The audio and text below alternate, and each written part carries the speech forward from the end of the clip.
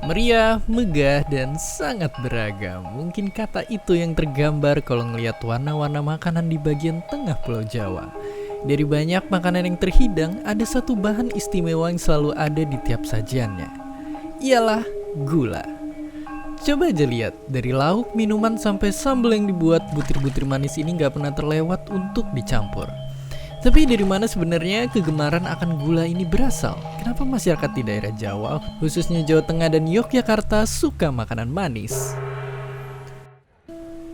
Dalam kisah Ramayana, ternyata Rama nggak cuma makan masakan manis. Jika kita beralih ke teks-teks Jawa kuno, popularitas rasa manis ini juga masih belum muncul. Memang dalam ajaran Hindu, rasa manis harus ada dalam setiap masakan. Namun rasa ini juga harus dilengkapi dengan 5 rasa lain untuk nyiptain keseimbangan yang harmonis. Kalau gitu, dari mana datangnya rasa manis yang menonjol dari masakan Jawa Tengah sekarang? Ya, mungkin kita mikir kalau kegemaran ini bisa dilacak sampai ke Jawa kuno, tapi ternyata baru muncul di zaman penjajahan Belanda. Saat itu, melawan 2 pasukan tentara di lokasi yang berbeda menguras habis kantong kas kolonial Hindia Belanda. Jadi untuk nyari duit, seorang gubernur jenderal berusul untuk memperlakukan tanam paksa. Ladang rempah dan padi dipakai untuk menanam hasil tani ekspor yang laku di Eropa. Hampir seluruh sawah di Jawa Tengah dipaksa untuk menanam tebu. Sebabnya bertahun-tahun rakyat kelaparan karena kehilangan makanan pokoknya, nasi. Sehingga mereka harus bertahan hidup dengan menggunakan air perasan tebu untuk memasak. Inilah kenapa warga Jawa Tengah lebih terbiasa dan gemar akan rasa manis.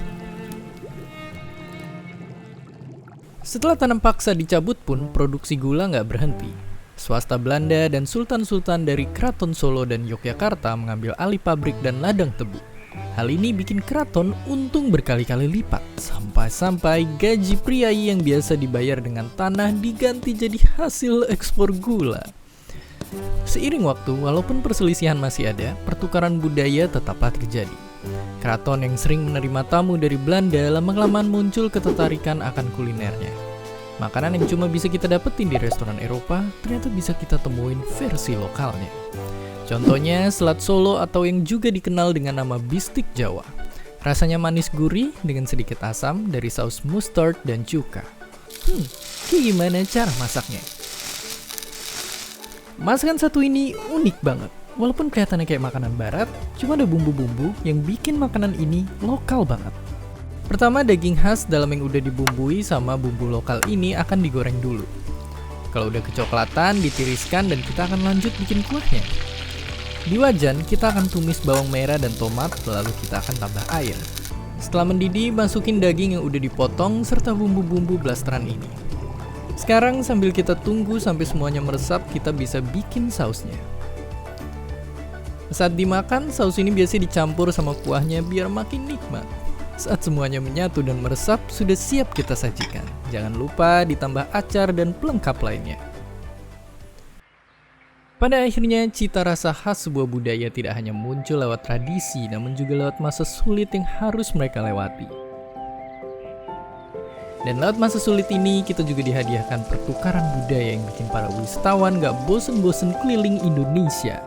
Ngomong-ngomong soal wisata kuliner, kita telah berjelajah ke berbagai pelosok Nusantara, ngelihat ragamnya masakan khas Indonesia yang macam-macam, dan sekarang kita jadi tahu kenikmatan sebuah masakan tidak hanya dari rasanya yang kaya akan rempah, tapi juga tiap sendoknya yang ternyata punya banyak cerita. Dan seperti biasa, terima kasih.